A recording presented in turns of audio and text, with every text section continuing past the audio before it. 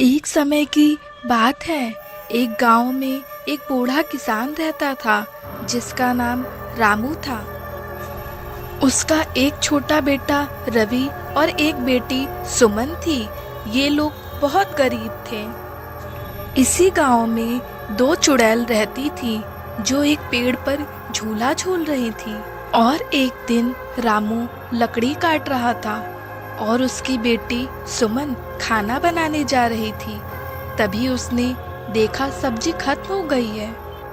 फिर वह बाजार सब्जी लेने चली जाती है और सब्जी लेकर बाजार से वापस आती है। उसके बाद वो खाना बनाती है और सबसे पहले अपने भाई को खाना खिलाती है, फिर खुद खाना खाती है। उसके बाद वो थोड़ा खाना अपने पिताजी के लिए रख देती है। उधर रामू लकड़ी काटते काटते थक जाता है तो वहीं वो एक खटिये पर आराम करते करते सो जाता है। तभी कुछ दूर उस गांव की दोनों चुड़ैल आपस में बात कर रही होती हैं। आज अभी तक कोई भी शिकार नहीं मिला। तुम जाओ कहीं और शिकार को ढूंढो। मैं यहीं रहकर शिकार का इंतजार करती हूँ। ठीक है, मैं जाती हूँ। चुड़ैल कुछ दूर जाती है। उसे एक किसान सोया दिखता है जो रामू होता है। मिल गया शिकार, यहाँ सो रहा था।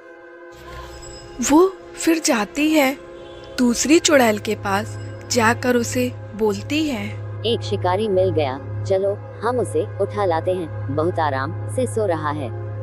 हाँ चलो जल्दी, हम उसे उठा लाते हैं, हम कब से भूखे हैं, बहुत भूख लगी है।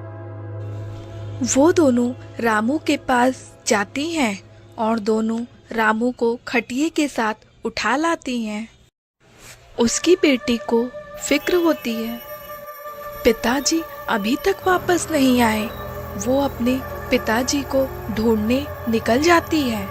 रास्ते में उसे गांव का एक आदमी मिलता है जिसका नाम श्याम था। बोलता है, तुम कहाँ जा रही हो? सुमन रोने लगती है और बोलती है, पिताजी अभी तक घर नहीं आए, मैं उन्हें ढूंढने निकली हूँ, मिल नहीं रहे हैं। वो ऐसा बोलकर बेहोश हो जाती है। श्याम जल्दी से सुमन को उसके घर छोड़ देता है। फिर उसकी हालत देखकर वो चिंता में आ जाता है और खुद रामू को ढूंढने निकल जाता है।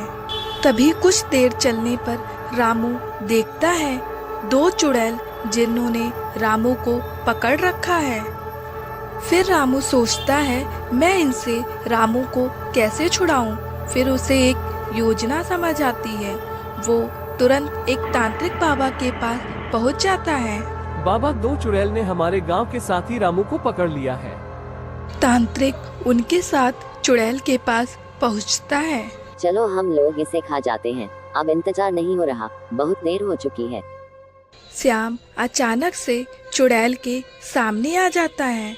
चुड़ैल श्याम को देखते ही उसे डराने लगती है। एक बाबा पीछे से उस चुड़ैल पर मंत्र का जाप करके अपनी शक्ति का इस्तेमाल करते हैं। उनकी शक्ति से दोनों चुड़ैल तुरंत भस्म हो जाती हैं और श्याम रामू दोनों ही बच जाते हैं।